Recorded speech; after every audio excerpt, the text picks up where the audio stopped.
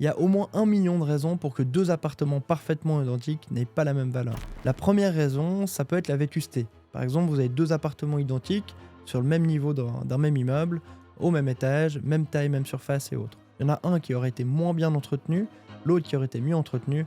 Une différence de valeur va s'opérer. La deuxième raison qui peut faire que les deux appartements n'aient pas la même valeur, c'est qu'il y en a un qui est loué et l'autre qui est libre. L'appartement qui est loué aura une valeur par rapport au loyer qui va ressortir. De l'autre côté, on a un appartement. Cet appartement-là, il sera pricé aux alentours des 10 000 francs le mètre carré. Dans le deuxième des cas, on a cet appartement qui est complètement vide. Et à ce moment-là, le marché qui va toucher, ce sera un marché pour des propriétaires privés, pour y habiter pour leur résidence principale, des investisseurs. Cet appartement pourra toucher tout le monde. Et ce qui va faire que l'appartement vide sera légèrement plus cher, c'est que justement, il pourrait être vendu à des personnes qui vont y habiter en résidence principale. Et à ce moment-là, il y aura une valeur qui sera plutôt coup de cœur et respectivement des prix qui seront légèrement plus élevés. La banque, quand elle va estimer les deux biens, sur un bien, elle va prendre la valeur de rendement, soit 300 000. On va dire que c'est un appartement de 50 mètres carrés à 10 000 francs le mètre carré. Et sur le deuxième, on sera, si on a 50 mètres carrés, à 500 000. C'est-à-dire qu'on aura une différence de 200 000 entre l'appartement qui est loué et l'appartement qui est vendu vide.